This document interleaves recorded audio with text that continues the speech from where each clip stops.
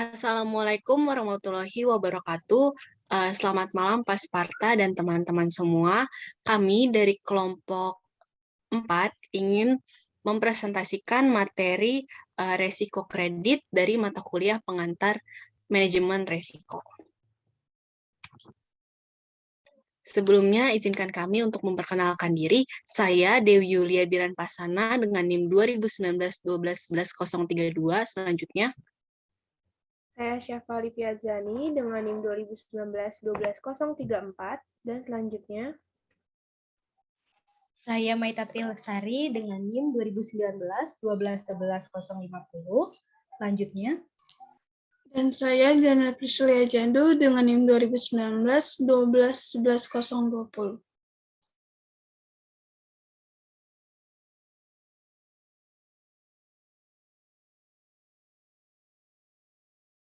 apakah sudah terlihat share sudah screen-nya? terlihat.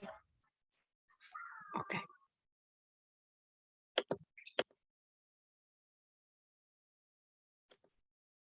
Jadi, kita akan mempresentasikan materi tentang resiko kredit, resiko pinjaman individu. Ini untuk anggota dari kelompok 4, ya ada Janit Priscilia Jadu, Dewi Yulia Biranpasana, Syafa Alifia Azani, dan Maitatri.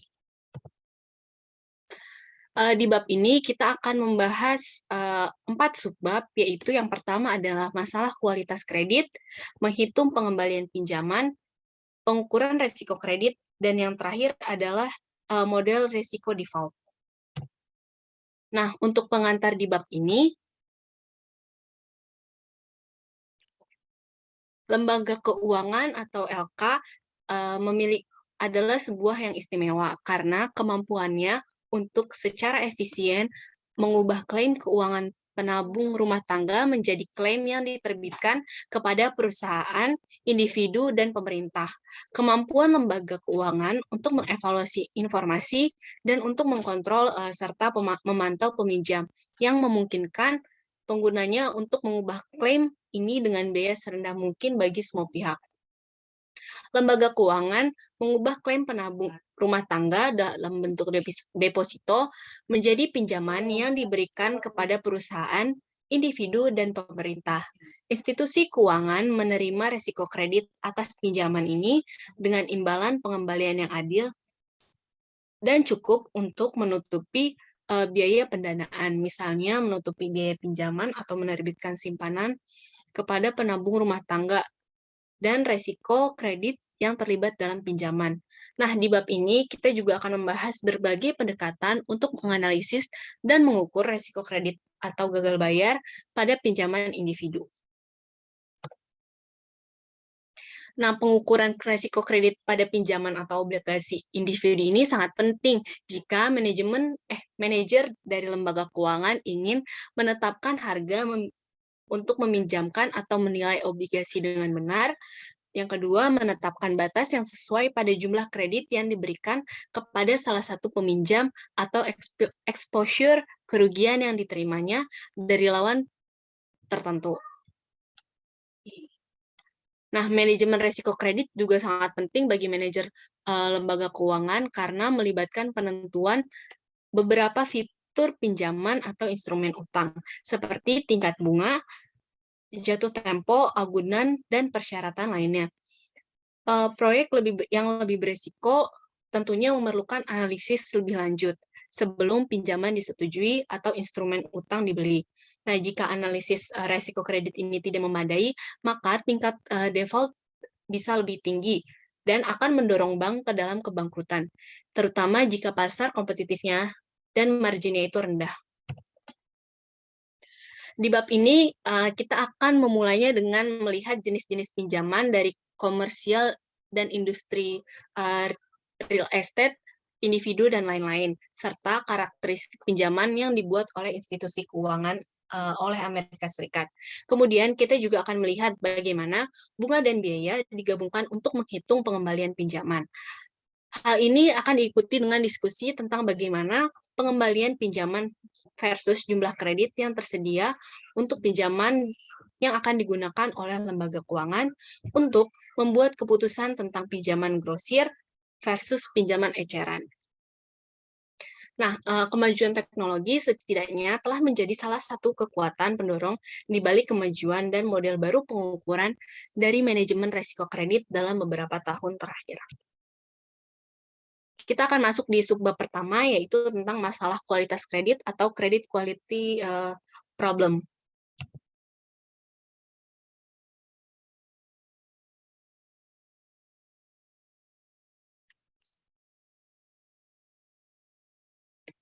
Selama 3 dekade terakhir, kualitas kredit dari banyak keputusan pinjaman dan investasi, lembaga keuangan telah menarik banyak perhatian. Di tahun 1980-an, terdapat masalah besar dengan pinjaman bank kenegaraan kurang berkembang, atau disingkat LDCS, serta dengan barang bekas dan pinjaman bank perumahan dan hipotek pertanian. Kemudian, di awal tahun 1990-an, perhatian beralih ke masalah pinjaman real estate komersial, di mana bank, barang bekas, dan perusahaan asuransi semuanya terpapar oleh akibat ini, serta junk obligation atau sampah obligasi. Sampah obligasi ini adalah obligasi yang dinilai sebagai spekulatif atau kurang dari sekuritas tingkat investasi oleh peringkat obligasi. Nah, di akhir tahun 90-an, kekhawatiran pun bergeser ke pertumbuhan pesat dalam kredit mobil dan kartu kredit berkualitas rendah, serta penurunan kualitas dalam standar pinjaman komersial, karena tunggakan pinjaman mulai meningkat. Kemudian di awal tahun 2000-an, perhatian terfokus pada masalah dengan perusahaan telekomunikasi, perusahaan teknologi baru, dan berbagai negara yang berdaulat di berbagai waktu Argentina, Brazil, Rusia, dan Korea Selatan. Nah, terlepas dari masalah kredit yang saya telah sebutkan tadi, kualitas kredit sebagian besar lembaga keuangan sudah meningkat sepanjang tahun 1990.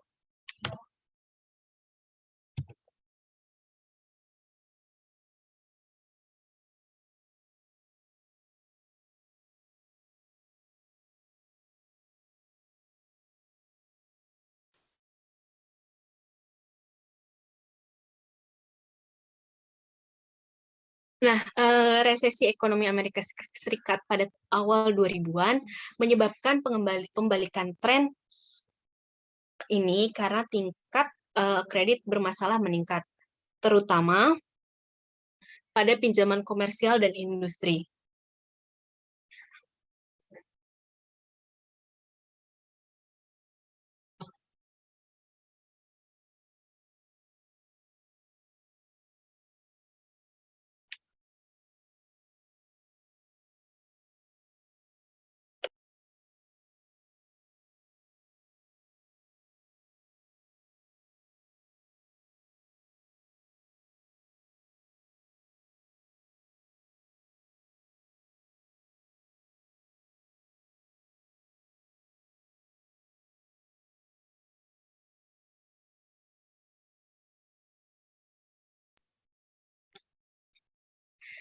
Resesi ekonomi Amerika Serikat menyebabkan pembalikan tren ini karena tingkat kredit bermasalah meningkat, terutama pada pinjaman komersial dan industri. Namun demikian, kredit macet di semua kategori masih di awal 1990-an. Ketika ekonomi Amerika Serikat sudah membaik di pertengahan 2000-an, tingkat non-performing loan atau NPL pun turun. Masalah di pasar hipotek terus meningkat karena jumlah penyitaan mencapai rekor sebesar 1,5 juta dalam 6 bulan pertama pada tahun 2009. Pinjaman real estate ini bermasalah dan mencapai tingkat yang lebih tinggi daripada yang terlihat di tahun 80-an. Masalah di pasar hipotek kemudian menyebar juga ke sektor lain. Di tahun 2008, pengajuan kebangkrutan konsumen naik menjadi 1,06 juta, naik dari 840.000 di tahun 2007 dan 602.000 di tahun 2006. Kerugian pinjaman bisnis juga meningkat.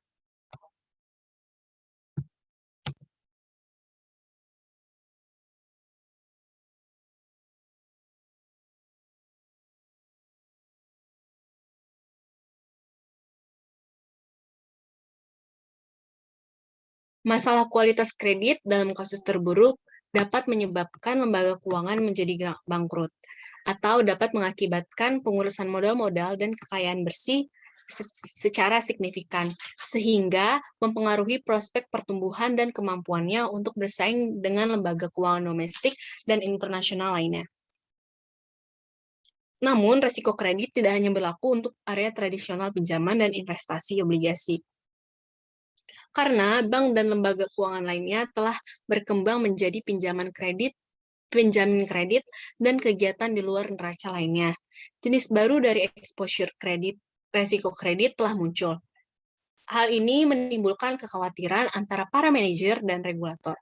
Nah, dengan demikian, analisis resiko kredit sekarang menjadi penting untuk berbagai macam perjanjian kontraktual antara lembaga keuangan dan pihak lawan.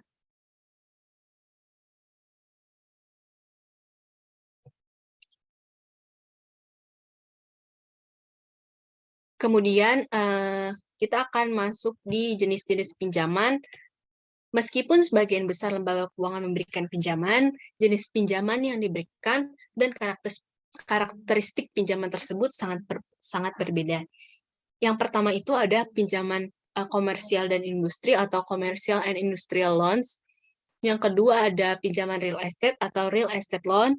Yang ketiga ada pinjaman individu konsumen atau individual consumer loans. Dan yang terakhir ada pinjaman lainnya atau other loans.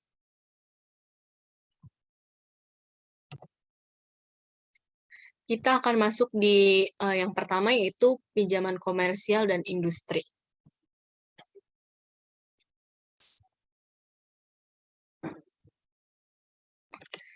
Nah, seperti yang bisa kita lihat, terdapat tabel dari jumlah pinjaman. Di sini tabelnya itu ada jumlah dan persen.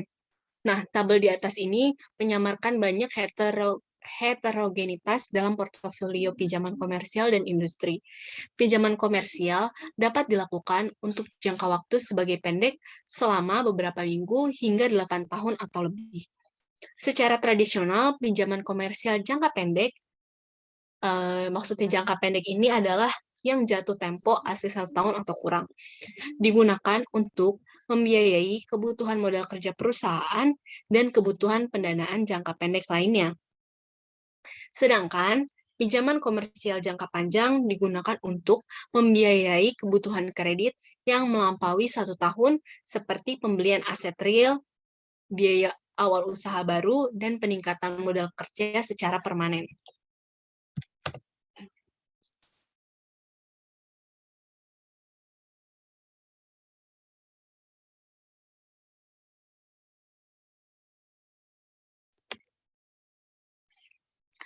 Nah, pinjaman komersial dan industri ini seringkali disindikasikan. Nah, maksudnya disindikasikan ini, pinjaman sindikasi disediakan oleh sekelompok lembaga keuangan sebagai lawan dari pemberi pinjaman tunggal. Pinjaman sindikasi ini disusun oleh institusi keuangan utama atau agen dan peminjam. Nah, setelah persyaratannya itu seperti tarif, biaya, dan perjanjian ditetapkan, potongan pinjaman akan dijual ke lembaga keuangan lainnya. Selain itu, pinjaman komersial dan industri dapat dijamin atau tanpa jaminan. Pinjaman yang dijamin atau biasa disebut juga pinjaman yang didukung oleh aset tertentu dari peminjam. Jika peminjam gagal bayar, maka pemberi pinjaman memiliki hak gadai pertama atau klaim atas aset tersebut.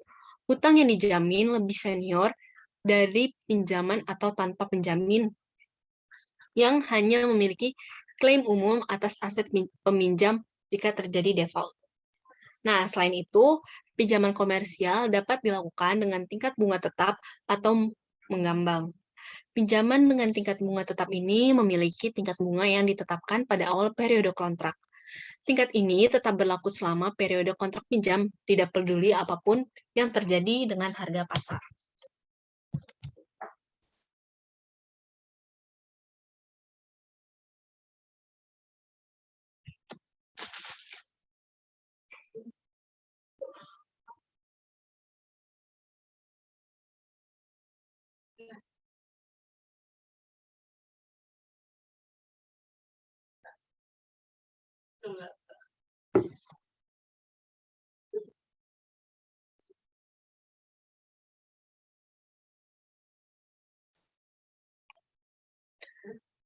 Tingkat pinjaman dapat disesuaikan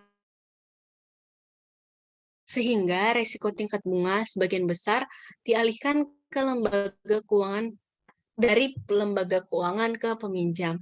Seperti yang diharapkan, pinjaman jangka panjang lebih mungkin dilakukan berdasarkan atau suku bunga mengambang daripada pinjaman jangka pendek. Nah, saat komitmen pinjaman dimulai, contohnya atau misalnya pinjaman dimulainya ini di Januari 2022. Nasabah tidak meminjam apapun. Sebaliknya, nasabah ini akan menunggu sampai 6 bulan telah berlalu. 6 bulan setelah Januari itu kan sekitar bulan Juli. Akhirnya, pinjaman dapat dilakukan baik spot atau di bawah komitmen. Pinjaman spot ini dilakukan oleh lembaga keuangan dan peminjam menggunakan atau menghapus seluruh jumlah pinjaman dengan segera. Atau jalur kredit, pemberi pinjaman menyediakan sejumlah kredit dalam komitmen pinjaman dengan suku bunga tetap atau suku bunga yang harus dibayar pada setiap tahun penghapusan. Ditetapkan saat kontrak komitmen pinjaman dimulai. Hal ini dapat menguntungkan selama periode kenaikan suku bunga, di mana peminjam dapat meminjam sesuai dengan kebutuhan pada tingkat yang telah ditentukan. Jika suku bunga menurun, peminjam dapat meminjam dari sumber lain. Namun terdapat kerugiannya adalah biayanya. Seringkali biaya di muka diperlukan, selain biaya back-end untuk bagian komitmen yang tidak digunakan. Dalam komitmen, suku bunga mengambang, peminjam membayar suku bunga pinjaman yang berlaku saat pinjaman benar-benar cair atau diturunkan.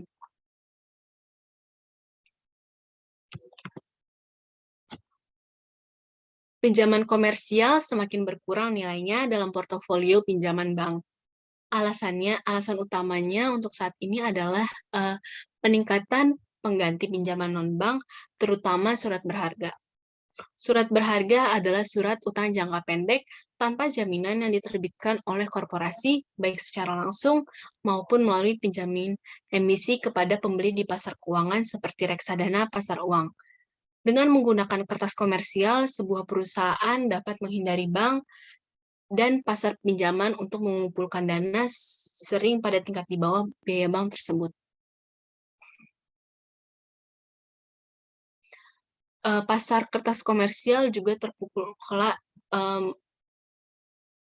Pasar kertas komersial juga sangat terdampak oleh krisis keuangan, namun bukan karena masalah kinerja yang terkait dengan perusahaan penerbit kertas komersial.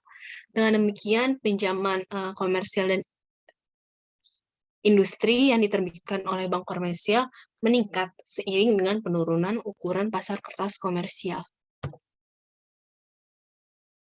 Kemudian untuk jenis pinjaman yang kedua yaitu pinjaman real estate. Pinjaman real estate ini terutama adalah pinjaman hipotek dan beberapa pinjaman ekuitas rumah atau perumahan bergulir. Seperti halnya pinjaman komersial dan industri, karakteristik pinjaman hipotek perumahan sangat berbeda. Pertama, karakteristik tersebut meliputi besar kecilnya pinjaman, rasio pinjaman terhadap harga properti. Kemudian jatuh tempo dari hipotek. Karakteristik penting yang lainnya adalah tingkat bunga hipotek dan biaya beban pinjaman. Contohnya itu kayak komisi, diskon, dan poin yang dibayarkan oleh peminjam atau penjual untuk mendapatkan pinjaman. Nah, selain itu, tingkat hipotek juga berbeda menurut apakah hipotek memiliki tingkat bunga tetap atau tingkat bunga mengambang. Juga disebut tingkat yang dapat disesuaikan. Hipotek dengan suku bunga yang disesuaikan atau disingkat ARM memiliki tarif kontraktual yang disesuaikan secara berkala dengan beberapa indeks yang mendasarinya, seperti tarif T-bill 1 tahun. Proporsi hipotek suku bunga tetap untuk ARM dalam portofolio institusi keuangan bervariasi dengan siklus suku bunga. Dalam periode suku bunga rendah, peminjam lebih memilih hipotek dengan suku bunga tetap daripada suku bunga yang dapat disesuaikan. Akibatnya, proporsi ARM terhadap hipotek suku bunga tetap dapat sangat bervariasi selama siklus suku bunga. Kemudian jenis pinjaman yang ketiga adalah pinjaman individu. Jenis pinjaman utama lainnya adalah pinjaman individu atau konsumen, seperti pinjaman pribadi dan mobil. Bank komersial, perusahaan pembiayaan, pengecer, lembaga tabungan, serikat kredit, dan perusahaan minyak juga menyediakan pembiayaan pinjaman konsumen melalui kartu kredit. Seperti yang sudah pasti kita tahu apa itu kartu kredit, seperti Visa, Mastercard, dan kartu kredit kepemilikan yang dikeluarkan oleh bank. Transaksi kartu kredit biasanya harus diotorisasi oleh bank pemegang kartu. Nah, dengan demikian, verifikasi kualitas kredit yang memuaskan akan terjadi pada setiap transaksi. Nah, tabel di samping adalah contoh dari dua kelas utama pinjaman konsumen di bank-bank di Amerika Serikat. Kelas terbesar dari pinjaman adalah pinjaman tidak berputar, sebesar 73,6% yang meliputi pinjaman mobil baru dan bekas, pinjaman rumah dan mobil, dan pinjaman konsumen jangka tetap seperti pinjaman pribadi 24 bulan. Kemudian yang kedua itu pinjaman utama, kelas utama pinjaman konsumen yang bergulir sebesar 26,4%. Contoh itu seperti utang kartu kredit. Dengan demikian, pinjaman tidak berputar atau non-revolving ini peminjam memiliki batas kredit untuk menarik dan juga membayar sampai beberapa maksimum selama masa kontrak kredit. Nah, di tabel di atas juga kita dapat melihat suku bunga indikatif untuk pinjaman mobil sebesar 4,53%, pinjaman pribadi 24 bulan sebesar 9,85%, dan kartu kredit sebesar 11,98%. Nah, survei ini dilakukan pada bulan Maret 2015. Tarif ini sangat berbeda tergantung pada fitur jaminan jatuh tempo, pengalaman tingkat default, dan biaya non-bunga. Contohnya, biaya kredit mobil dijamin dengan agunan, sedangkan kartu kredit tidak. Nah, dengan demikian, jika terjadi wan prestasi atas pinjaman mobil, lembaga keuangan dapat mengambil alih mobil tersebut untuk mengganti setidaknya sebagian dari bunga dan pembayaran pokok yang hilang. Jika terjadi wan prestasi atas pinjaman kartu kredit, institusi keuangan tidak memiliki jaminan yang dapat digunakan untuk mengembalikan pembayaran bunga dan pokok yang hilang. Oleh karena itu, institusi keuangan akan mengenakan tarif yang lebih tinggi untuk pinjaman kartu kredit. Selain itu, kondisi persaingan di pasar serta peraturan seperti riba yang diberlakukan di tingkat nasional, negara bagian, atau kota. Nah, tarifnya itu tarif maksimumnya yang dapat dikenakan lembaga keuangan untuk utang konsumen dan hipotek. Semuanya ini tentu saja akan mempengaruhi struktur tarif untuk pinjaman konsumen. Untuk yang terakhir, jenis pinjaman yang terakhir itu ada pinjaman lainnya atau others loan. Nah, kategori pinjaman lainnya ini dapat mencakup berbagai peminjam dan jenis. Contoh itu seperti petani, bank lain, lembaga keuangan non-bank, pinjaman margin broker, seperti pinjaman yang membiayai presentasi portofolio investasi individu, pemerintah negara bagian dan lokal, bank asing, dan pemerintahan yang berdaulat. Untuk menghitung pengembalian pinjaman atau calculating the return on a loan akan dilanjutkan oleh saudari Maita. Baik, selanjutnya untuk pembahasan yang kedua yaitu menghitung pengembalian pinjaman atau calculating the return on a loan. Next.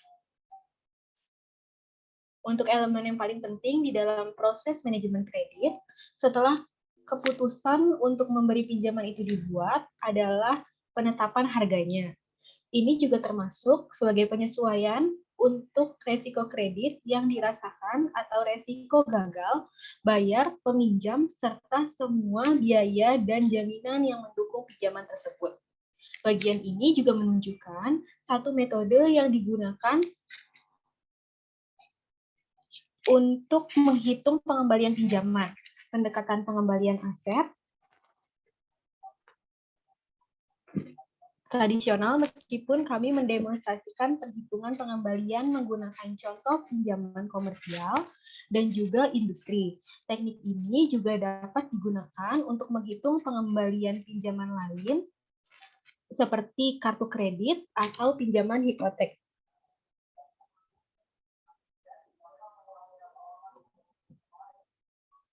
Next.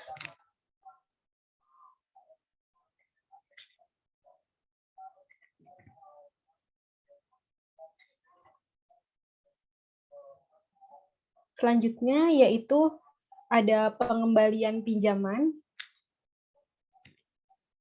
Pengembalian pinjaman yang dijanjikan secara kontrak, yaitu ada faktor-faktor tersebut, di antara lainnya ada 5 faktor. Faktor yang pertama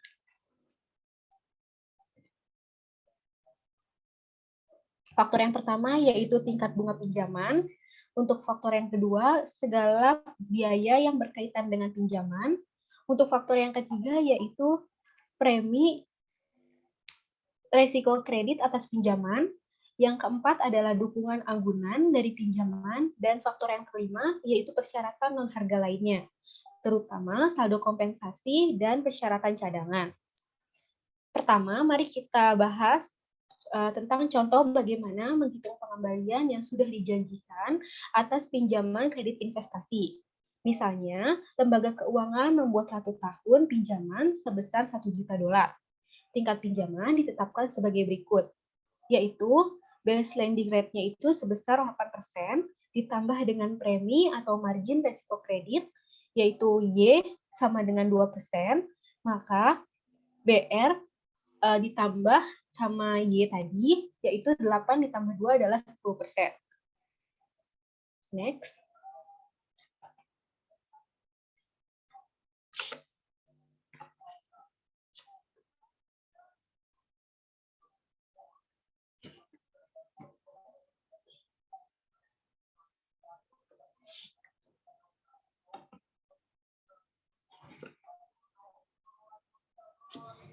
Selanjutnya yaitu tingkat pinjaman dasar, yaitu atau biasanya diilustrasikan dengan BR, yaitu dapat mencerminkan biaya modal rata-rata tertimbang dari lembaga keuangan atau biaya dana marginal, seperti tingkat surat berharga, tingkat dana federal, atau LIBOR, atau itunya adalah London Interbank Offered Rate, yang merupakan tingkat untuk pinjaman dolar antar bank dengan jatuh tempo tertentu di pasar luar negeri atau euro dolar.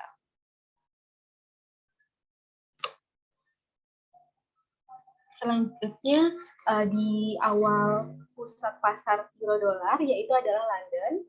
Awalnya sebagian besar pinjaman bisnis dengan tingkat variabel terkait dengan tingkat dana Fed Fund Amerika Serikat.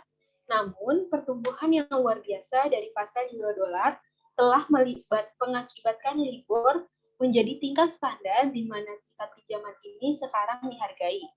Seperti contohnya, pada pasar kertas komersial di Amerika Serikat, sekarang mengutip tarif sebagai spread atas tarif LIBOR daripada tarif tagihan treasury.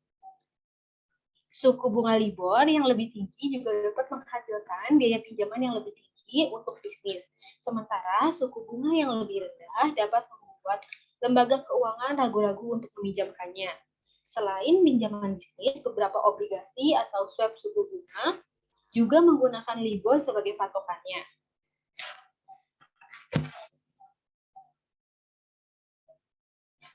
Selanjutnya adalah kotak setelah krisis, membahas bagaimana beberapa bank besar mengaku bersalah dalam menyelesaikan tuntutan pidana yang terkait dengan manipulasi di dalam tingkat LIBOR itu sendiri selama terjadinya krisis keuangan.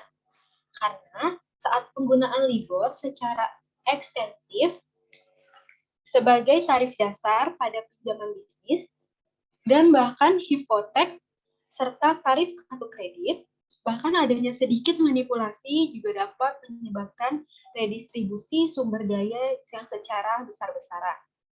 Selain pemerintah Kanada, Departemen Kehakiman Amerika Serikat, serta pejabat di Swiss dan Inggris juga terlibat di dalam penyelidikan tersebut.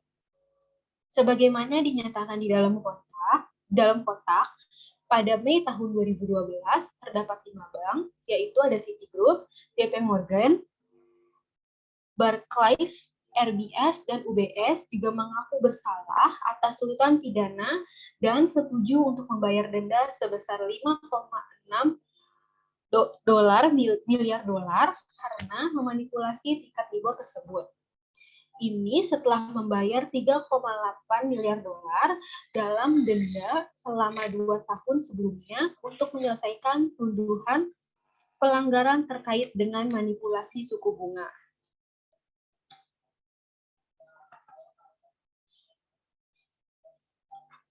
Untuk suku bunga pinjaman, dasar dapat mencerminkan suku bunga dasar pinjaman. Suku bunga paling sering digunakan dalam menentukan harga pinjaman jangka panjang, sedangkan dana Fed Fund, tingkat LIBOR paling sering digunakan dalam menentukan harga pinjaman jangka pendek. Untuk secara tradisional sendiri, tarif utama adalah tarif yang dibebankan kepada pelanggan institusi keuangan dengan resiko terendah. Sekarang ini lebih merupakan tarif dasar di mana premi resiko positif atau negatif yaitu dapat ditambahkan.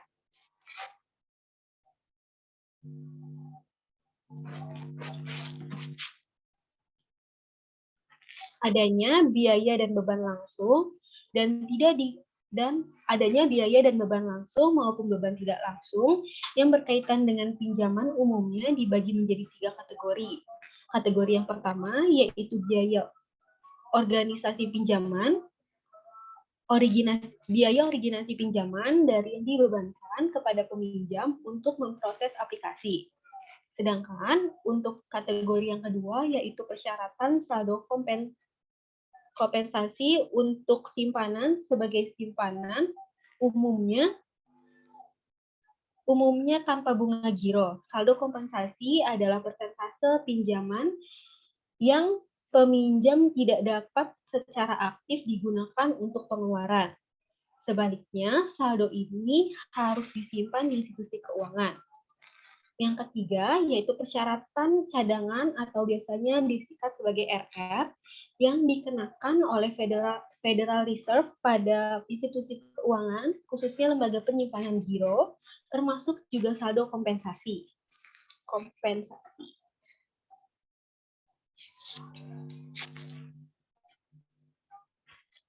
Meskipun resiko kredit mungkin merupakan faktor terpenting yang pada akhirnya mempengaruhi pengembalian pinjaman, faktor-faktor lain tidak boleh diabaikan oleh manajer institusi keuangan di dalam mengevaluasi profitabilitas dan juga resiko pinjaman. Memang, institusi keuangan dapat mengkompensasi resiko kredit yang tinggi dalam beberapa cara, selain dengan cara membebankan tingkat bunga eksplisit yang lebih tinggi atau dengan menggunakan premi resiko pada pinjaman atau dengan juga membatasi jumlah kredit yang tersedia.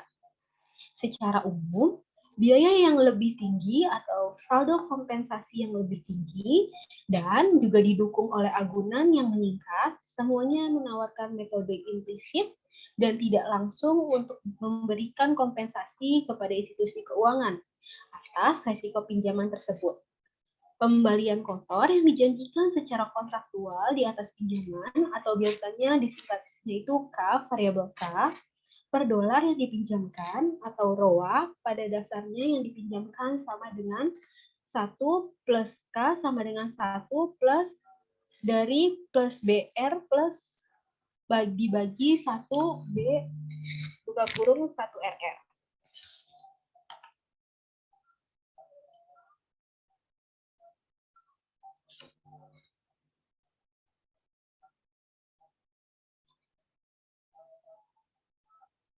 Rumus ini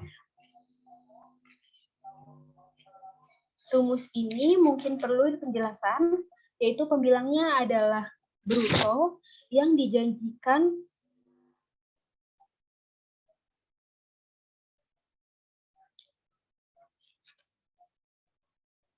Rumus ini mungkin perlu penjelasan, yaitu pembilangnya adalah bruto yang dijanjikan arus kas masuk ke lembaga keuangan per dolar yang dipinjamkan, yang mencerminkan biaya langsung dari ditambah tingkat bunga pinjaman atau BR, plus dalam penyebut untuk setiap $1 yang dipinjamkan kepada lembaga keuangan, ia mempertahankan B sebagai saldo kompensasi atas bunga.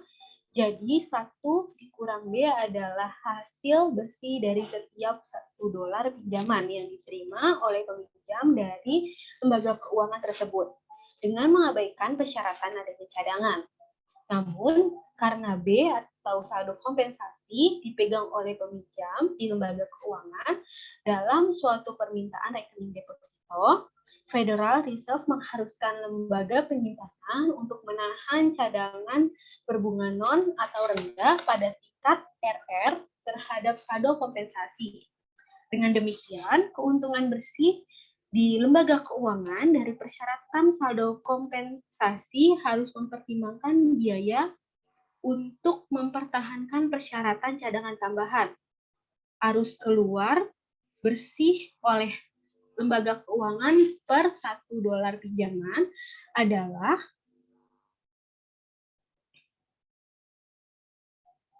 adalah satu dikurang buka kurung B buka kurung 1 dikurang RR, atau 1 dikurangi persyaratan saldo kompensasi yang sesuai dengan cadangan.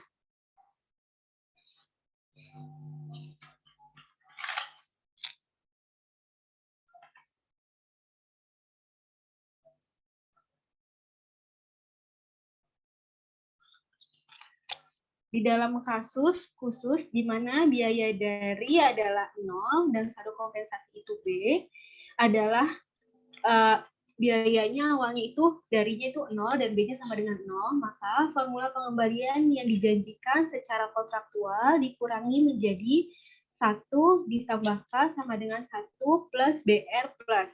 Artinya, premi atau margin resiko kredit, Y, adalah faktor fundamental yang mendorong pengembalian yang dijanjikan atas pinjaman setelah tingkat dasar pinjaman itu ditetapkan.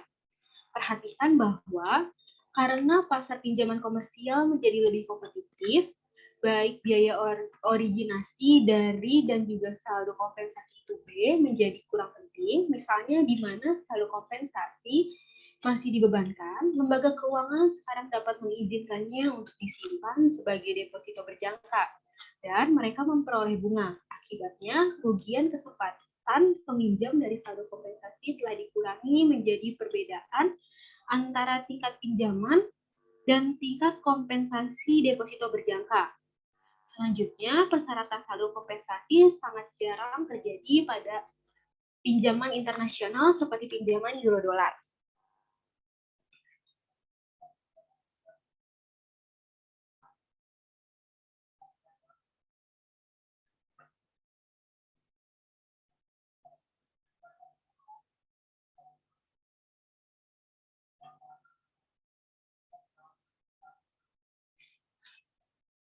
Selanjutnya, pengembalian yang diharapkan dari pinjaman.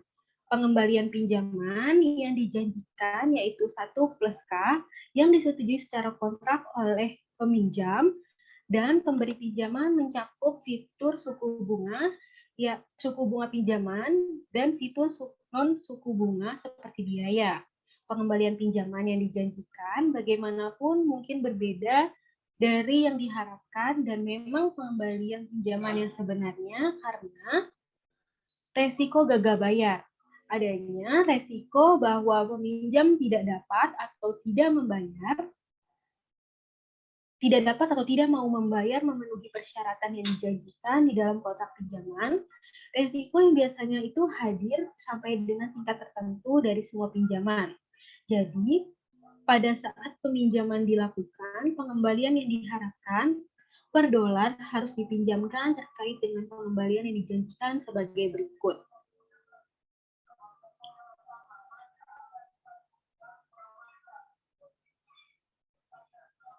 Di mana P adalah probabilitas pelunasan pinjaman, sehingga di dalam lembaga keuangan menerima pokok dan bunga seperti yang dijanjikan. Dan 1 dikurang P adalah probabilitas gagal bayar, di mana di mana lembaga keuangan itu tidak menerima apapun, yaitu disebutnya 0. Mengatur ulang persamaan ini, yaitu berikut ini adalah rumusnya, yang artinya sejauh P kurang dari 1, resiko default ini hadir. Ini berarti dalam pengelolaan lembaga keuangan harus menetapkan premi resiko yang cukup tinggi untuk mengkompensasi resiko ini. Dan yang kedua, menyadari bahwa menetapkan premi beresiko tinggi serta biaya yang tinggi dan tarif dasar sebenarnya dapat mengurangi kemungkinan pembayaran kembali. Artinya, keadaan P ini tidak bebas. Memang dalam rentang waktu tertentu, ketika biaya dan pinjaman meningkat, kemungkinan peminjam membayar pengembalian yang dijanjikan dapat berkurang, yaitu K dan P mungkin berhubungan negatif.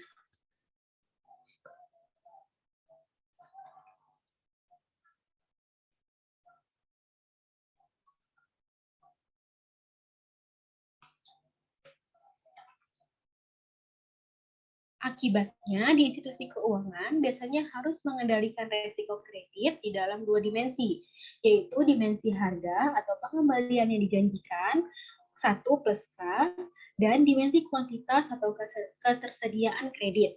Selanjutnya, bahkan setelah menyesuaikan tingkat pinjaman, yaitu resiko gagal bayar peminjam, dengan meningkatkan premi resiko pinjaman, tidak ada jaminan bahwa institusi keuangan itu benar-benar akan menerima pembayaran yang sudah dijanjikan sebelumnya. Pendekatan pengukuran dan juga penetapan harga dibahas pada bab mempertimbangkan risiko kredit berdasarkan probabilitas menerima pembayaran yang dijanjikan atas pinjaman tersebut. Adanya pembayaran aktual pada pinjaman setelah dikeluarkan mungkin berbeda dari kemungkinan yang diharapkan. Secara umum, dibandingkan dengan pinjaman grosir, misalnya kredit investasi, dimensi kuantitas mengendalikan perbedaan risiko kredit pada pinjaman retail, misalnya kredit konsumen, lebih dari dimensi harga. Itu juga diikuti oleh bagian yang mengevaluasi berbagai cara manajer institusi keuangan dapat menilai ukuran sesuai dari premi risiko pinjaman tersebut. Ini adalah kunci untuk menentukan harga pinjaman grosir dan juga eksposur risiko utang dengan benar. Selanjutnya ada keputusan kredit eceran atau grosir. Eceran ini adalah karena ukuran dolar pinjaman yang kecil dalam konteks portofolio aset keuangan, lembaga keuangan dan biaya yang lebih tinggi untuk mengumpulkan informasi tentang peminjaman rumah tangga atau pinjaman konsumen. Sebagai besar keputusan pinjaman yang dibuat di tingkat retail ini cenderung menerima atau menolak keputusan. Terlepas dari resiko kredit mereka, pinjaman yang diterima seringkali dikenakan tingkat bunga yang sama dan dengan implikasi premi risiko yang kredit tersebut sama. Di dalam terminologi keuangan, pelanggan retail atau pinjaman konsumen itu lebih cenderung diurutkan atau dijatah berdasarkan pembatasan kuantitas pinjaman daripada berdasarkan perbedaan harga ataupun suku bunga. Yang artinya pada tingkat retail, di lembaga keuangan itu mengendalikan risiko kreditnya dengan kredit penjatahan daripada dengan menggunakan kisaran suku bunga maupun kisaran harga.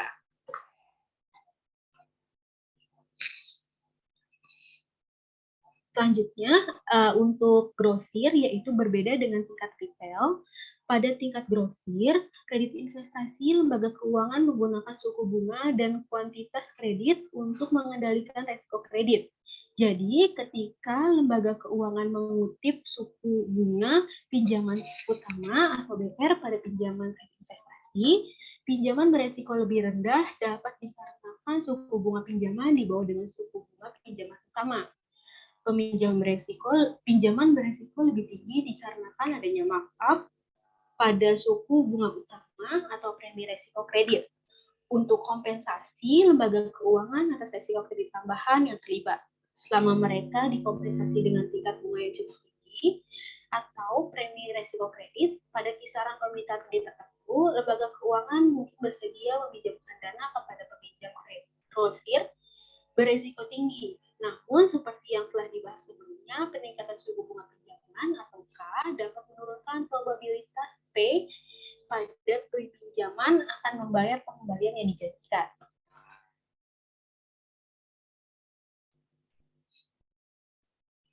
Seiring dengan kenaikan suku bunga, pinjaman dengan proyek yang cukup beresiko rendah, pengembalian rendah tidak lagi berpikir menguntungkan untuk meminjam dari lembaga keuangan dan keluar dari kumpulan pinjaman potensial. Sebagai alternatifnya, peminjam dapat mengalihkan penggunaan dana pinjaman mereka ke proyek investasi beresiko tinggi untuk memiliki peluang yang kecil untuk dapat melunasi pinjamannya. Hubungan antara suku bunga yang dijanjikan secara kontraktual dan pengembalian pinjaman yang diharapkan menunjukkan bahwa di luar tingkat suku bunga tertentu mungkin yang terbaik bagi lembaga keuangan untuk berjasa pinjaman grosirnya, yaitu tidak memberikan pinjaman atau membuat lebih sedikit pinjaman daripada harus berusaha menjatah berdasarkan harga dengan membebankan premi resiko yang lebih tinggi dan lebih tinggi kepada peminjam. Lembaga keuangan dapat menetapkan batas atas jumlah yang bersedia dipinjamkan untuk memaksimalkan pengembalian pinjaman yang diharapkan. Selanjutnya, bab yang ketiga yaitu pengukuran resiko kredit. Untuk mengkalibrasi exposure resiko default pada keputusan kredit dan investasi serta untuk menilai exposure resiko kredit dalam pengaturan kontrak off balance sheet seperti komitmen pinjaman, manajer lembaga keuangan juga perlu mengukur kemungkinan default pinjaman. Kemampuan untuk melakukan ini sangat bergantung pada jumlah informasi yang dimiliki lembaga keuangan tentang pinjaman, yaitu di tingkat detail banyak informasi yang perlu dikumpulkan secara internal atau dibeli dari lembaga kredit eksternal. Sedangkan untuk di tingkat grosir, yaitu sumber informasi yang didukung oleh informasi yang tersedia untuk umum seperti pernyataan akuntansi sertifikat, harga saham dan obligasi, serta laporan analisis. Sedangkan untuk di perusahaan publik, lebih banyak informasi yang dihasilkan dan tersedia untuk lembaga keuangan daripada yang tersedia untuk toko sudut kecil dengan pemilik yang tunggal. Ketersediaan lebih banyak informasi bersama dengan biaya rata-rata yang lebih rendah untuk mengumpulkan informasi tersebut memungkinkan lembaga keuangan untuk menggunakan metode yang lebih canggih dan biasanya lebih kuantitatif dalam menilai probabilitas default untuk pinjaman besar dibanding dengan pinjaman kecil. Namun, adanya kemajuan teknologi serta pengumpulan informasi yang membuat penilaian kuantitatif terhadap pinjaman yang lebih kecil menjadi lebih layak dan juga lebih murah. Rincian lebih sederhana seperti arus kas dan analisis resiko yang terkait dengan pengukuran resiko kredit dan penjaminan pinjaman di tingkat retail maupun di tingkat grosir.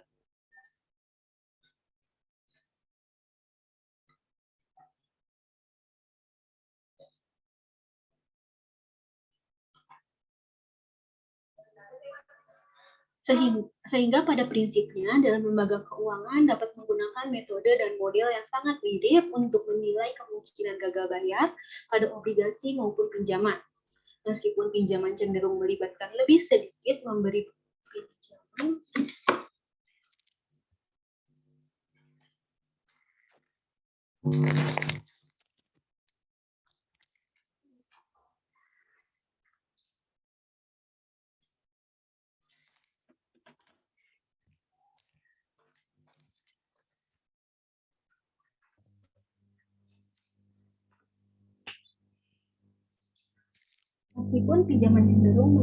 lebih sedikit memberi pinjaman kepada peminjam tunggal dibandingkan dengan beberapa pemegang obligasi.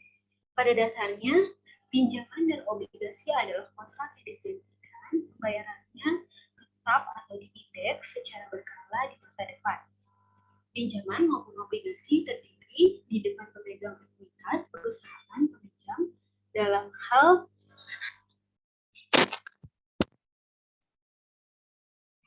pinjaman dan obligasi berdiri di depan pemegang ekuitas, perusahaan peminjam, dalam hal prioritas klaim mereka jika ada yang tidak beres. Juga obligasi seperti pinjaman, termasuk pinjaman yang membatasi atau mendorong berbagai tindakan untuk meningkatkan kemungkinan pembayaran kembali. Perjanjian juga dapat mencakup batasan pada jenis dan jumlah utang baru, investigasi, dan penjualan aset yang dapat dilakukan pinjam selama pinjaman atau obligasi yang belum dilunasi. Perjanjian keuangan juga sering dikarenakan membatasi perubahan resiko keuangan peminjam seperti rasio leverage atau rasio lancar.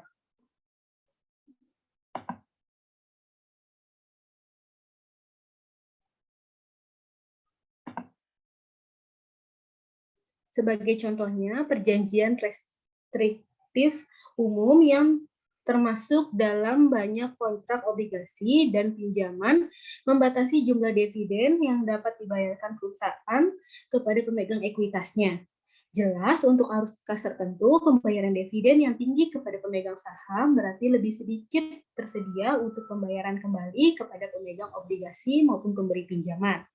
Selain itu, hasil obligasi seperti tingkat pinjaman grosir biasanya mencerminkan premi risiko yang bervariasi dengan kualitas kredit yang dirasakan peminjam dan jaminan atau jaminan utang. Mengingat hal ini, lembaga keuangan dapat menggunakan banyak model berikut yang menganalisis probabilitas risiko default baik dalam membuat keputusan pemberian pinjaman ataupun ketika mempertimbangkan untuk berinvestasi pada obligasi dalam korporasi. Selanjutnya yang akan dijelaskan oleh Syafa.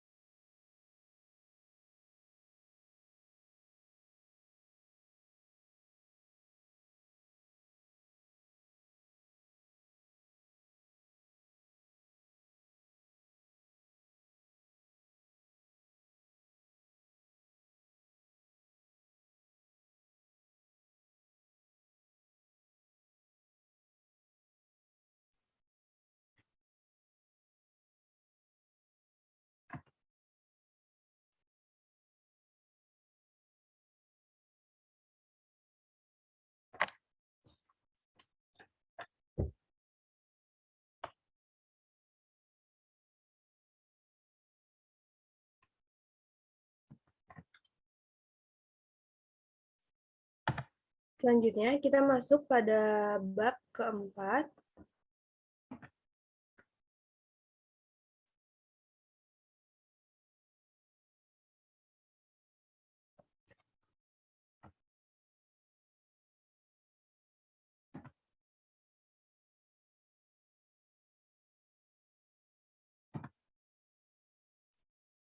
Yaitu model resiko default atau default risk model. Yang pertama ada metode kualitatif. Dengan tidak adanya informasi yang tersedia untuk umum tentang kualitas peminjam, manajer institusi keuangan harus mengumpulkan informasi dari sumber pribadi seperti arsip kredit dan simpanan dan atau membeli informasi tersebut dari sumber eksternal seperti lembaga pemeringkat kredit. Informasi ini membantu manajer membuat penilaian berdasarkan informasi tentang kemungkinan gagal bayar peminjam dan menentukan harga pinjaman atau utang dengan benar. Sejumlah faktor kunci masuk ke dalam putusan kredit. Ini termasuk yang pertama ada faktor khusus peminjam, yang pas bagi peminjam individu, dan yang kedua itu ada faktor spesifik pasar yang berdampak pada semua peminjam pada saat keputusan kredit.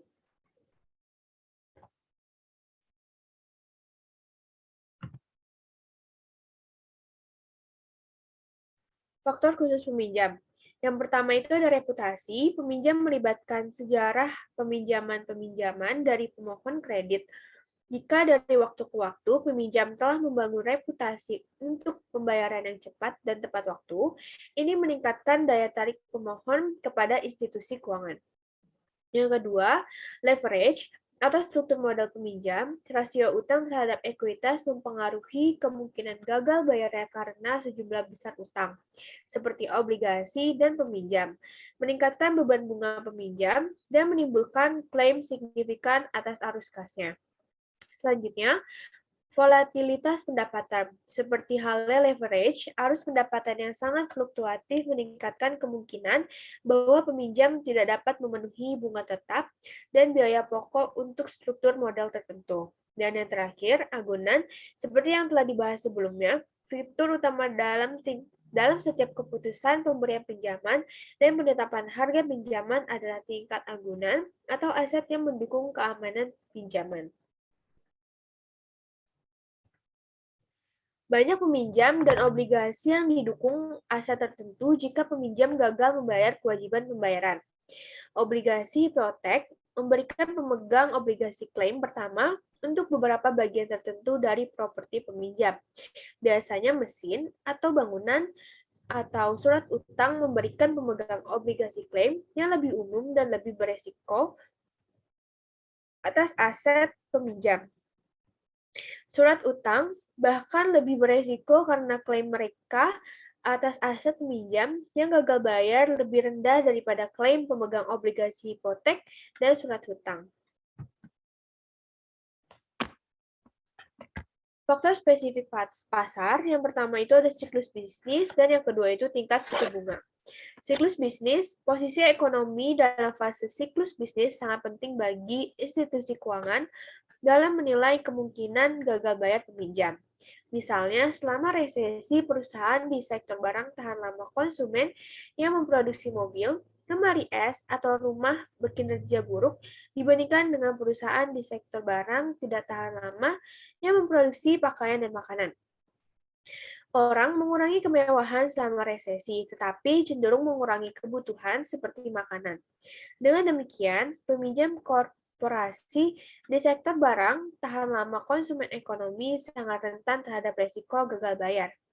Karena kekhawatiran siklus, institusi keuangan lebih mungkin untuk meningkatkan tingkat relatif penjatahan kredit dalam fase resesi. Hal ini memiliki konsekuensi yang sangat merugikan bagi peminjam kecil dengan akses terbatas atau tanpa akses ke pasar kredit alternatif seperti pasar surat berharga. Yang kedua, tingkat suku bunga. Suku bunga yang tinggi menunjukkan tindakan kebijakan moneter yang membatasi oleh Federal Reserve.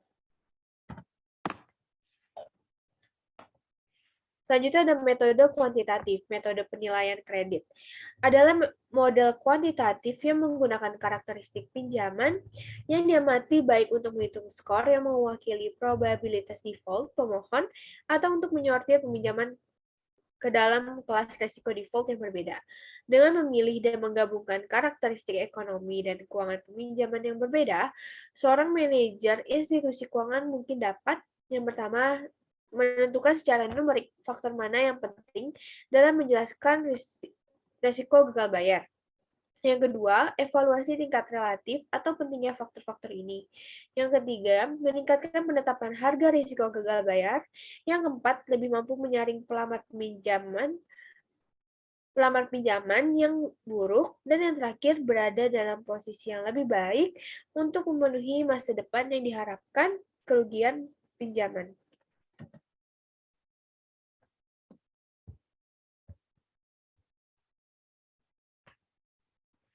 Model penilaian kredit ada model probabilitas linier, ada model logit, dan ada analisis diskriminan linier.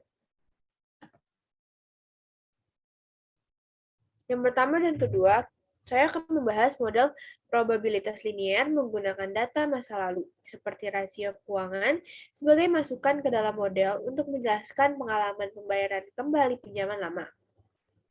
Kepentingan relatif dari faktor-faktor yang digunakan dalam menjelaskan kinerja pembayaran masa lalu, kemudian meramalkan probabilitas pembayaran kembali pinjam baru.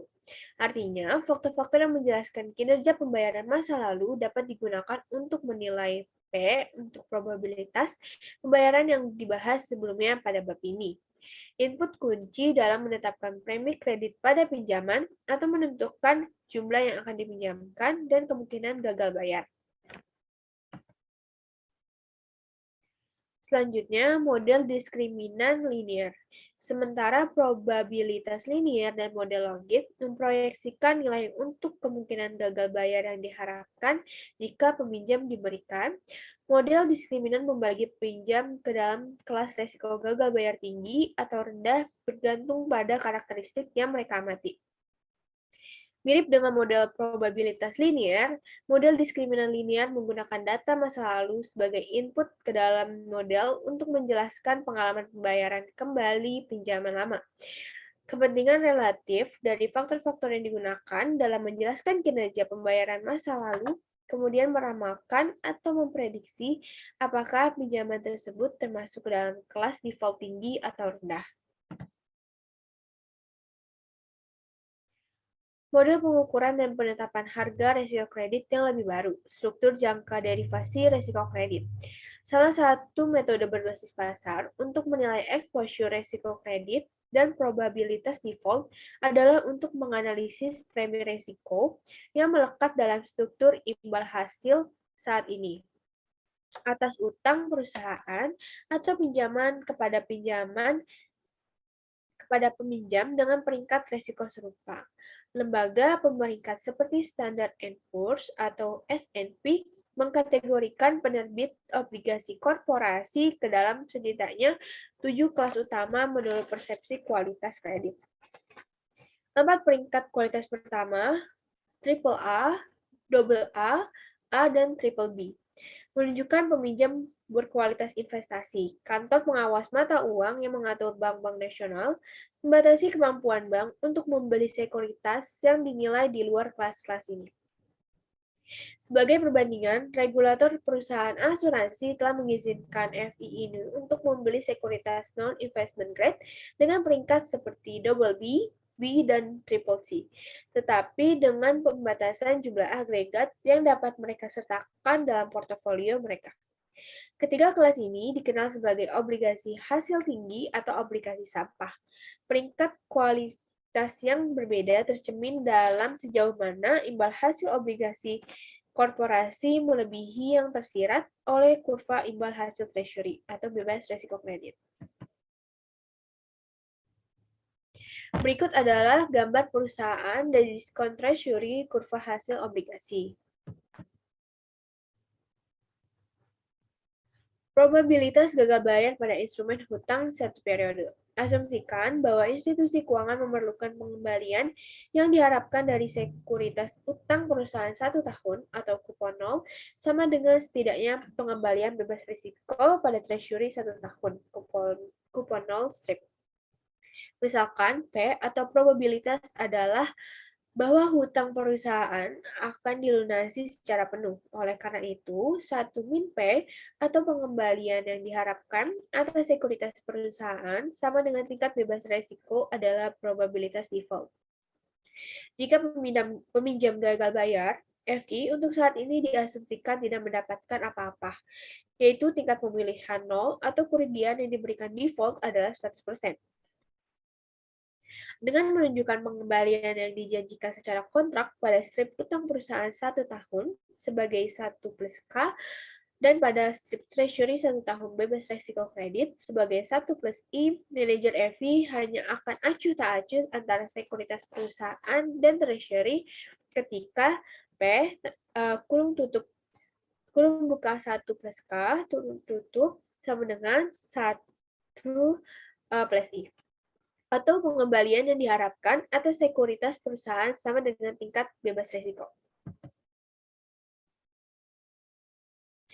Menghitung probabilitas dari default pada obligasi 1 tahun. Misalkan, seperti yang ditunjukkan pada gambar ini, suku bunga di pasar untuk 1 tahun, kupon 0 treasury strip, dan untuk 1 tahun, obligasi korporasi kelas B tanpa kupon, masing-masing adalah saya 2,05%, dan K sama dengan 7,80%. Ini menyeratkan bahwa pembayaran kembali atas keamanan seperti yang dirasakan oleh pasar adalah P sama dengan 1 plus saya atau 2,05% per 1 plus K atau 7,80% sama dengan 1,0205 per 1,0780 sama dengan 0,9467. Jika P atau probabilitas bayaran kembali adalah 0,9467, ini berarti probabilitas default. 1 dikurang P sama dengan 0,0533. Jadi, dalam kerangka satu periode yang sederhana ini, probabilitas gagal bayar sebesar 5,33% pada obligasi korporasi peminjam mengharuskan institusi keuangan untuk menetapkan premi risiko sebesar 5,75% atau sama dengan K dikali I sama dengan 5,75%. Jelas, ketika probabilitas pembayaran kembali P turun dan probabilitas default 1 min P meningkat. Spread yang diperlukan antara K dan I meningkat. Sehingga pemulihan pada gagal hutang, di sini ada jenis hutang tahun 2014 dan tahun 2013 dan kesenjangan di antara tahun 1982 sampai 2014.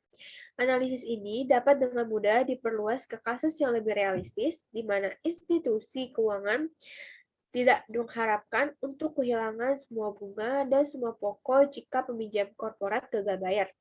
Secara realistis, pemberi peminjam institusi keuangan dapat mengharapkan untuk menerima pembayaran sebagai bahkan jika peminjam mengalami kebangkrutan.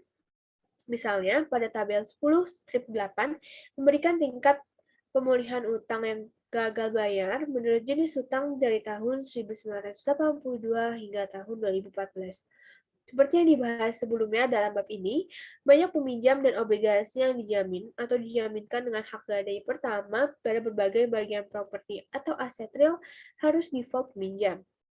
Perhatikan bahwa pinjaman dengan jaminan mengalami tingkat pemulihan tertinggi di antara obligasi korporasi yang terdaftar atau 59,5%. Probabilitas gagal bayar pada instrumen hutang multiperiode.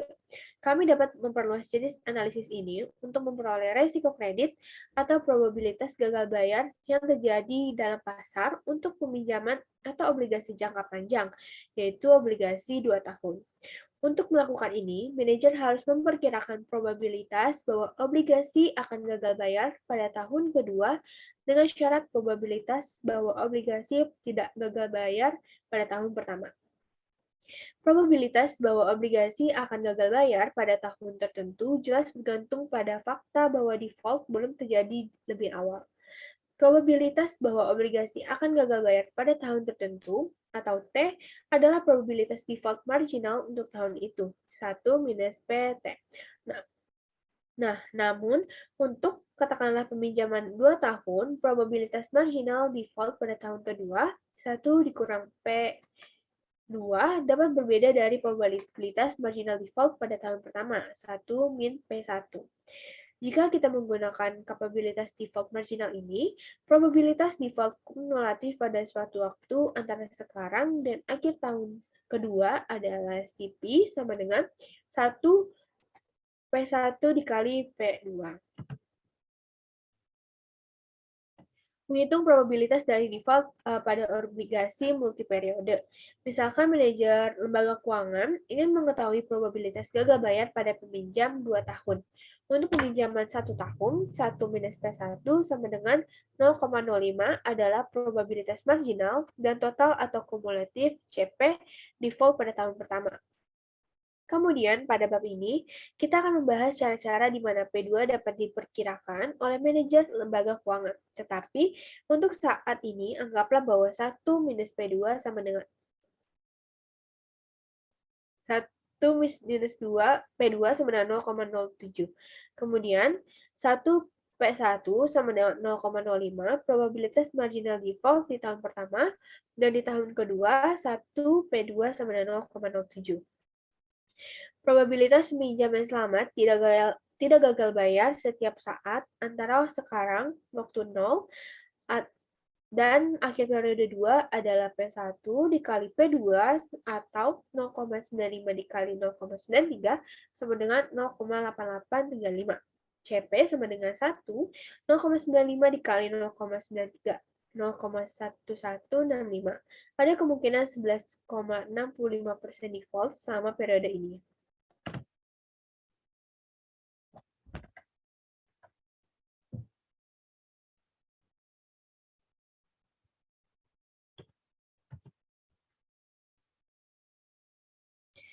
Yang pertama itu lihat dulu kurva imbal hasil treasury.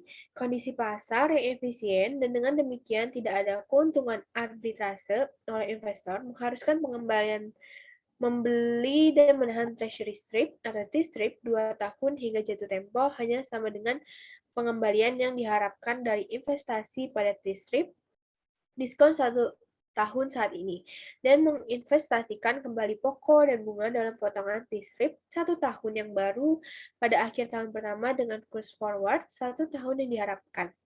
Itu adalah kurung buka 1 ditambah 1 tambah I2, kurung tutup dikali 2, sama dengan 1 ditambah I1 dikali 1 ditambah F1. Yang kedua adalah istilah dari sisi kiri, merupakan pengembalian dari memegang strip treasury 2 tahun hingga jatuh tempo. Istilah di sisi kanan dihasilkan dari investasi dalam 2 strip T atau treasury 2 tahun berturut-turut, di mana I1 adalah tingkat T-strip 2 tahun saat ini dan F1 adalah tingkat T-strip 2 tahun yang diharapkan atau kurs forward tahun depan.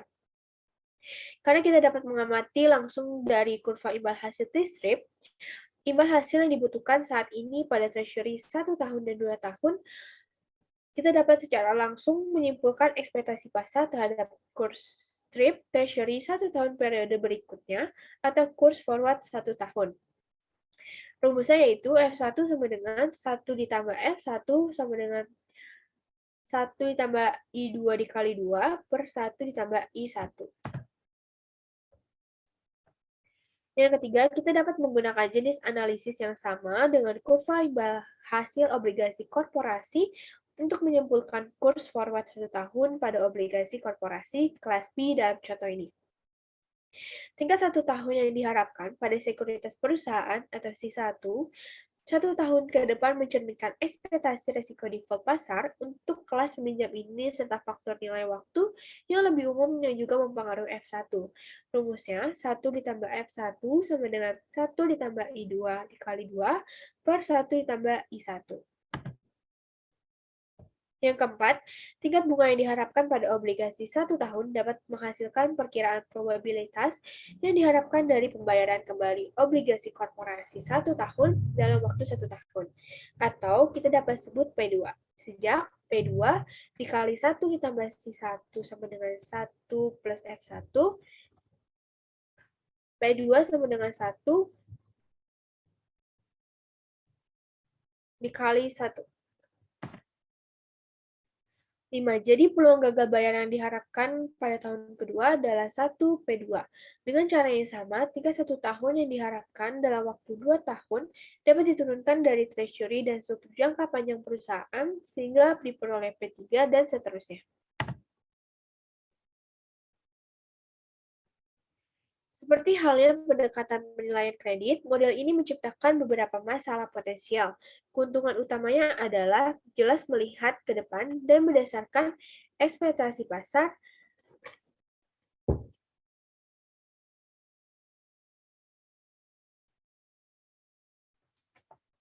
Selain itu, jika ada pasar yang liquid untuk treasury dan obligasi diskon, treasury strip dan obligasi tanpa kupon korporasi, maka kita dapat dengan mudah memperkirakan tingkat default masa depan yang diharapkan dan menggunakan untuk menilai dan peminjam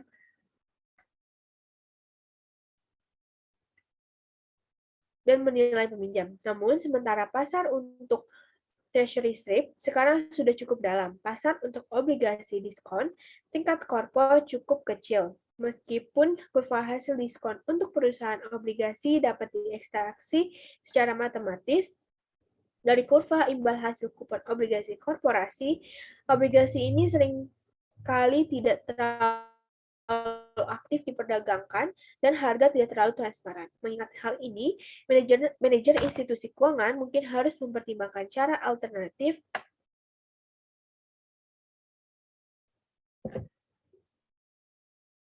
untuk menggunakan data obligasi atau peminjam untuk mengekstrak probabilitas tingkat default untuk semua kecuali peminjam korporat terbesar. Kami mempertimbangkan kemungkinan alternatif berikutnya. Berikut ini perbendaharaan dan tarif perusahaan dan spread tarif. Tarif 1 tahun saat ini dan tarif 1 tahun diharapkan. Perbendaharaannya untuk tarif tahun saat ini 2,05%, untuk tarif 1 tahun yang diharapkan 3,96%, untuk perusahaan atau B, Wielding 7,80%, untuk tarif 1 tahun yang diharapkan 12,24%, selanjutnya untuk menyebar atau spread 5,75%, untuk tarif 1 tahun yang diharapkan 8,28%.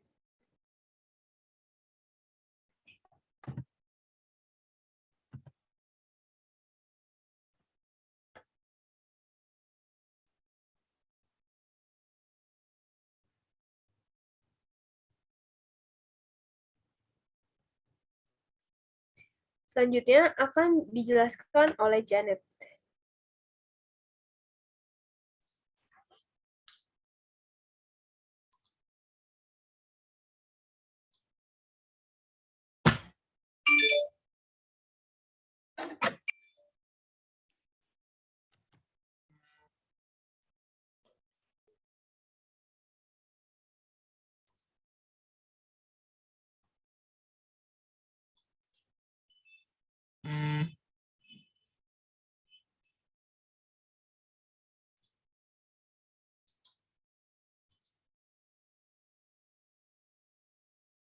Baik, yang selanjutnya di sini ada penurunan tingkat moralitas dari resiko kredit.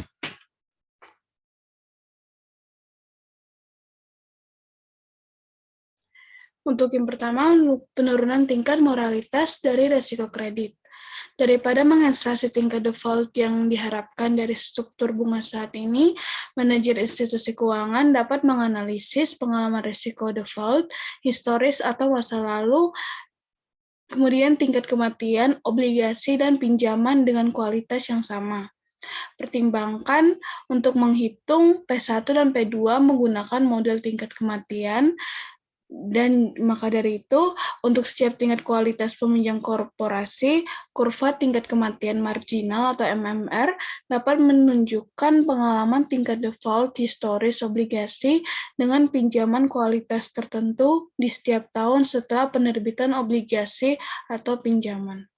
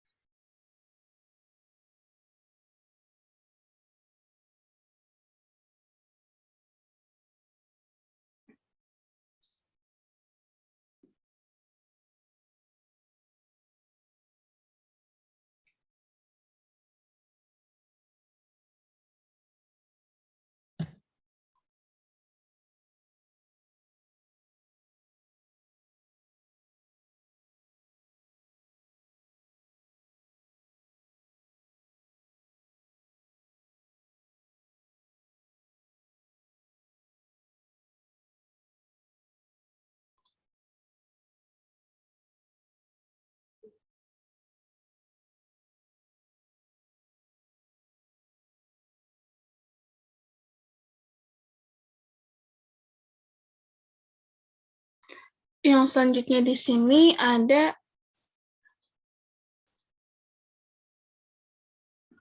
hipotesis marginal moralitas kurva nilai untuk perusahaan obligasi B.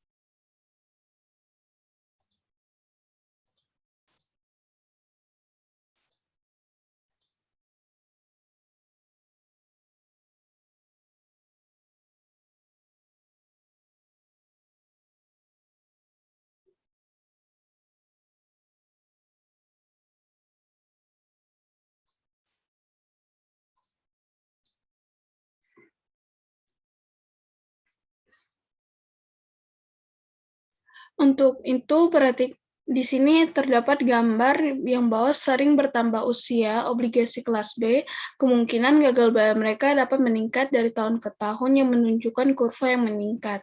Tentu saja pada kenyataannya, segala bentuk kurva kematian adalah mungkin, dan ada kemungkinan adanya MMR itu bisa saja berbentuk datar ataupun menurun dari waktu ke waktu atau menunjukkan bentuk fungsional yang lebih kompleks.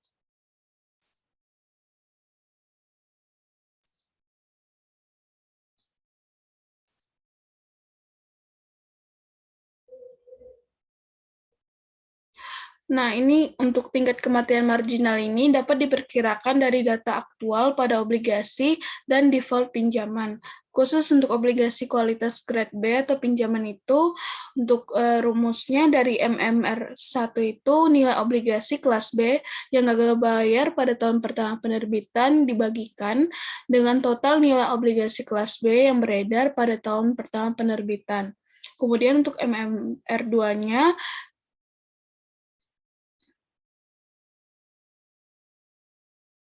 untuk MMR2-nya itu, total nilai obligasi kelas B yang gagal bayar pada tahun kedua penerbitan dibagikan dengan total nilai obligasi kelas B yang beredar pada tahun kedua penerbitan dan disesuaikan dengan wan prestasi, panggilan, pelunasan, dana pelunasan, dan jatuh tempo pada tahun sebelumnya.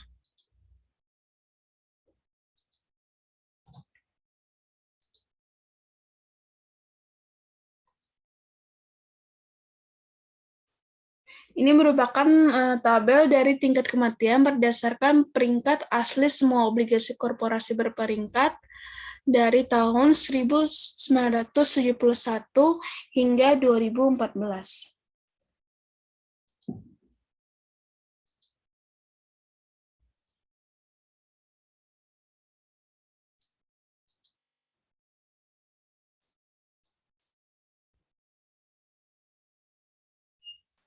Untuk tabel tadi itu menunjukkan perkiraan kematian dari tingkat default kumulatif untuk sampel sebanyak 2.847 obligasi korporasi yang diperingkat selama periode 1971 hingga 2014. Dari tabel tersebut dapat dilihat bahwa tingkat kematian yang semakin tinggi, maka akan semakin rendah peringkat obligasi.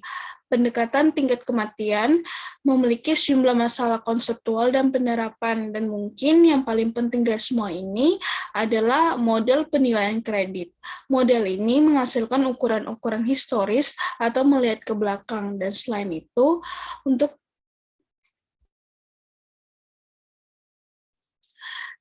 selain itu, perkiraan tingkat default, dan oleh karena itu untuk tersirat probabilitas default di masa depan akan cenderung sangat sensitif terhadap periode di mana institusi keuangan akan menghitung MMR. Misalnya, WorldCom memiliki peringkat S&P BBB sesaat sebelum gagal bayar dari utangnya pada 2002 itu, pada tabel tadi, bahwa tingkat kematian marginal untuk tahun kedua obligasi triple B itu sebesar 2,3% 28%, jauh lebih tinggi daripada tahun ketiga, dan tahun keempat yaitu masing-masing 1,28% dan 1,01%, dan bahkan lebih tinggi dari tingkat kematian untuk tahun kedua untuk obligasi double B yaitu sebesar 2,03%. Hal ini terutama disebabkan oleh default WorldCom pada tahun 2002. Selain itu, untuk perkiraan cenderung sensitif terhadap jumlah masalah dan ukuran relatif masalah di setiap peringkat investasi.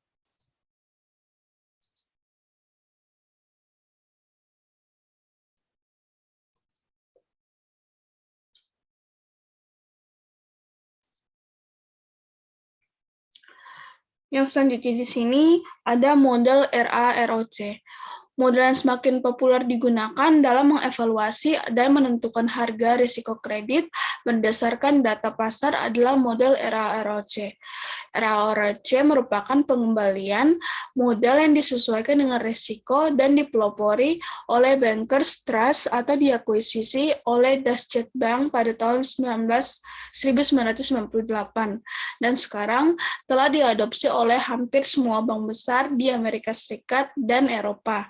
Gagasan penting di balik era ROC adalah bahwa alih-alih mengevaluasi ROA tahunan aktual atau yang dijanjikan secara kontrak atas pinjaman seperti sebelumnya dalam chapter ini, yaitu adalah bunga dan biaya bersih dibagikan dengan jumlah yang dipinjamkan, petugas pemberi pinjaman akan menyumbangkan bunga dan biaya yang diharapkan. Pendapatan biaya akan dikurangi dengan biaya dana terhadap risiko pinjaman yang diharapkan.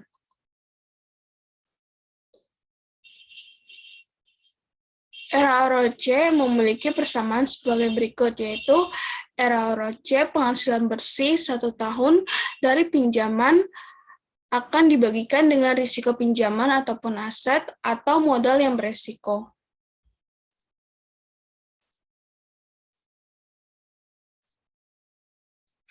Nah, untuk itu pinjaman yang akan hanya disetujui hanya jika ROC cukup tinggi dibandingkan dengan pengembalian modal atau ROE yang menjadi patokan untuk institusi keuangan, di mana ROE mengukur pengembalian yang dibutuhkan pemegang saham atas investasi ekuitas mereka di institusi keuangan. Idenya di sini adalah bahwa pinjaman harus dilakukan hanya jika pengembalian pinjaman yang disesuaikan dengan risiko akan menambah nilai ekuitas institusi keuangan yang diukur dengan ROE yang dibutuhkan oleh pemegang saham institusi keuangan.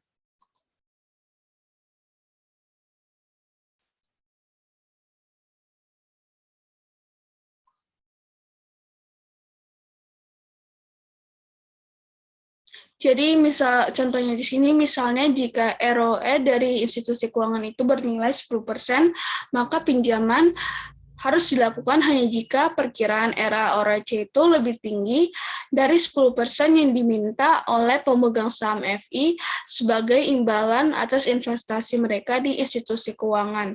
Sebagai alternatif, jika RA-ROC pada pinjaman yang ada jatuh di bawah standar RA-ROC institusi keuangan, maka petugas pemberi pinjaman harus berusaha untuk menyesuaikan persyaratan pinjaman untuk membuatnya dapat mengalami keuntungan lagi. Oleh karena itu, RA-ROC berfungsi sebagai ukuran risiko kredit dan alat penetapan harga pinjaman bagi manajer lembaga keuangan. Pembilang persamaan dari RA-ROC itu relatif mudah untuk diperkirakan. Contoh yang di sini adalah laba bersih dari 1 tahun pinjaman, yaitu berupa spread dan biaya, akan dikalikan dengan nilai dolar dari pinjaman yang beredar. Lembaga keuangan dapat mengurangi biaya overhead dan pajak untuk mendapatkan pendapatan bersih 1 tahun dari pinjaman. Namun, masalah yang lebih sulit dalam memperkirakan RA-ROC di sini adalah pengukuran risiko pinjaman atau penyebut dalam persamaan RA-ROC. Untuk dua metode memperkirakan risiko pinjaman akan melibatkan penggunaan model durasi dan penggunaan tingkat default pinjaman.